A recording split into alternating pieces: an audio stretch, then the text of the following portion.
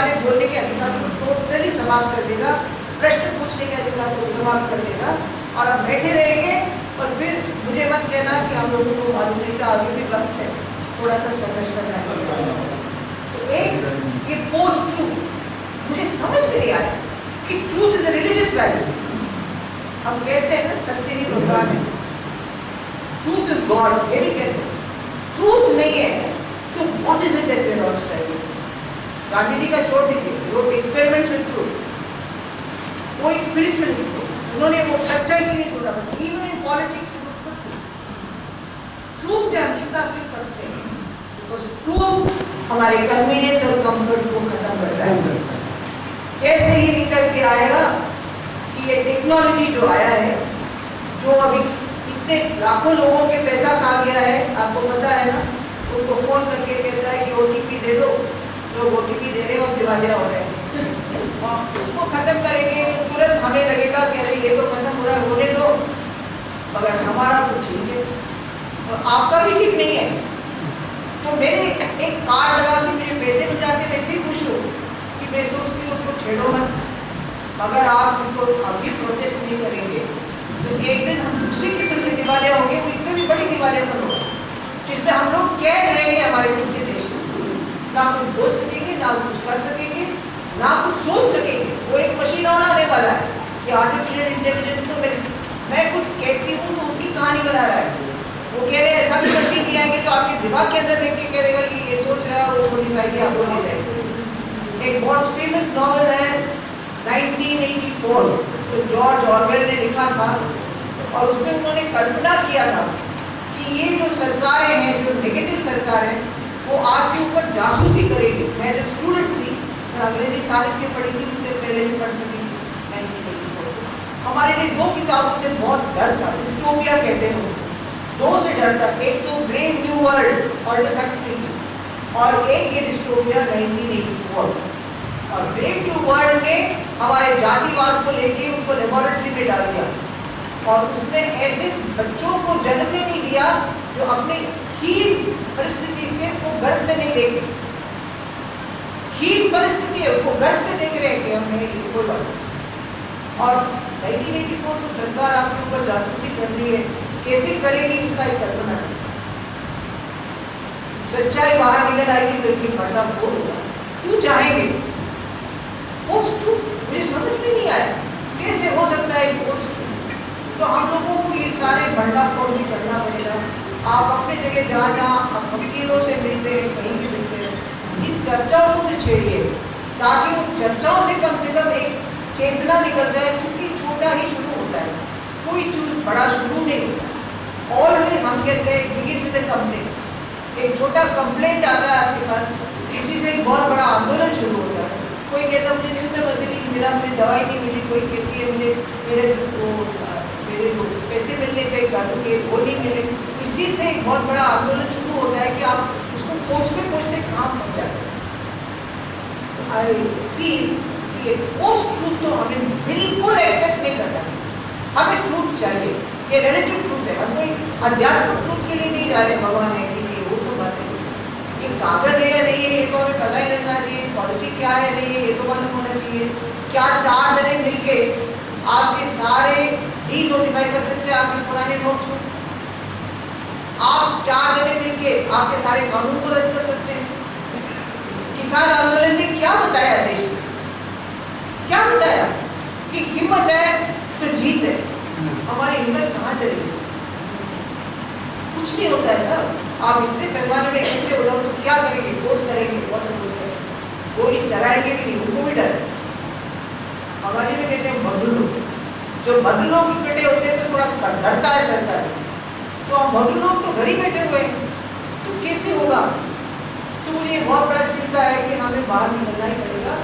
कैसे निकले?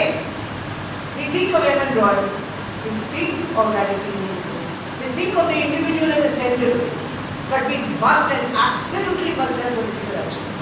ये क्रिएटिव टेंशन है, इसके बगैर हमारी जीवन नहीं होगी। Anyway, एक और चर्चा शुरू किया और वो और भी खतरनाक है। एक तो ट्रूथ से बहुत डर, दूसरा उन्होंने कहा पोस्ट आइडियोलॉजी। उन्होंने कहा आइडियोलॉजी तो खत्म हो गई, वो हाँ एक सॉरी ट्रूथ में एक और उन्होंने खतरनाक एक आर्ग्यूमेंट चालू किया, my truth versus your truth versus this truth versus her truth. What is this? It is true in my truth I am 5 feet 2 inches high.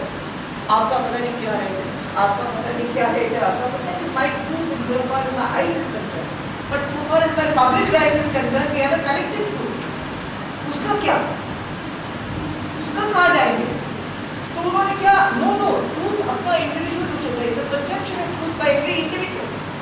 एक कितने खतरनाक तरीके से उन्होंने इंडिविजुअल को इंडिविजुअलाइजेशन मार्केट सब्जेक्टों के साथ जोड़ा है और इसमें ट्रूथ और माइंड वर्सेस योर ट्रूथ कर दिया है. और इसमें मार्केट इतना बड़ा भूमिका निभाया, मैं आपको बताऊंगी नहीं क्योंकि वो बहुत टाइम लेगा, क्योंकि मार्केट के बारे में बात करने के लिए आपको एक दिन, मार्केट क्या कर रहा है, पैसे क्या कर रहा है, और इस पोस्ट ट्रूथ में और इस ट्रूथ मांगने से आपको पता लगेगा कि अडानी चला रहा है सरकार. आपको मालूम होगा रेलवे बिक रहे हैं थोड़ी देर में, हमारे आवाज को सुनेंगे नहीं, हम कह रहे हैं no we want government to own the railway. कौन हमारी बात सुनने वाला है? ऑलरेडी गरीबों के डिब्बे सारे खत्म है, ओनली एयर कंडीशन कोचेज आ रहे हैं. आपको कहीं जाना है तो गरीब के लिए जगह नहीं है रेलवे में, जो उनका था पहले. तो हमारे आवाज़ों को बंद करने के लिए बिग फाइनेंस के रोल को प्रश्न ना पूछे हम लोग, उसके लिए हमारे मुंह बंद करने के लिए post truth is very important discourse. और हमने क्या किया, उसने वो फेस सुना है ना सुना, उसके आर्ग्यूमेंट्स तो सुने हैं और उनको आत्मसात कर लिया. हम भी ऐसे ही, किसी को डर है मेरी बेटी अमेरिका में पढ़ रही है, उसको जॉब प्रॉब्लम मिलेगा, वो भी है.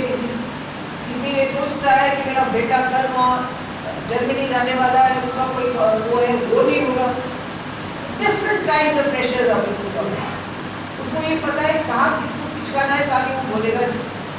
सत्ता समझ गई, मगर हम लोगों को किससे ऊपर उठाते हैं. पोस्ट आइडियोलॉजी का क्या है? पोस्ट आइडियोलॉजी का वही है कि वन जो एमिनॉय ने कहा था, individual and the collective. The individual and the collective को पोस्ट आइडियोलॉजी में इसलिए मानना चाहते हैं क्योंकि आइडियोलॉजी आपको एक तरीके से एक पॉलिटिकल कल्चर से बांधता है. किसी भी आइडियोलॉजी, राइट क्यों ना हो वो भी आइडियोलॉजी, लेफ्ट क्यों ना हो वो भी आइडियोलॉजी, सेंट्रिस्ट क्यों ना हो वो भी आइडियोलॉजी. आइडियोलॉजी नहीं है तो भी आइडियोलॉजी.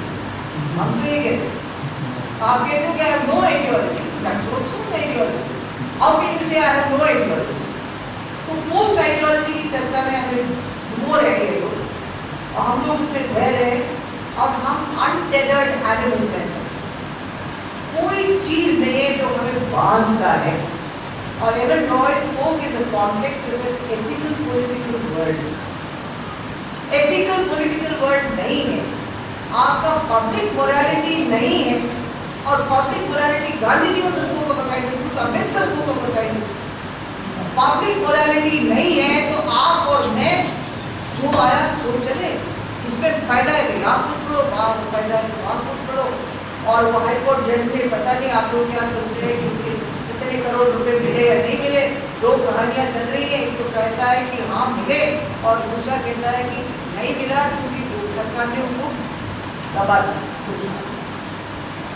अब इमेजिनेशन इतना हमारा उज्जवल हो गया है कि हम सबकी कहानियां सुनने के लिए तैयार हो गए. पहले तो हम सोचते हो ही नहीं सकता, अब तो हो ही नहीं सकता, तो वोकैबुलरी में नहीं है, हर चीज़ हो सकती है. तो आप इस तरीके के आइडियोलॉजिकल बेस नहीं है तो हमारा ट्रूथ भी नहीं है, तो आपकी पब्लिक मोरालिटी नहीं है, तो जो चाहो सो करो. आप उसका क्या नाम है, मस्त बन जाओ.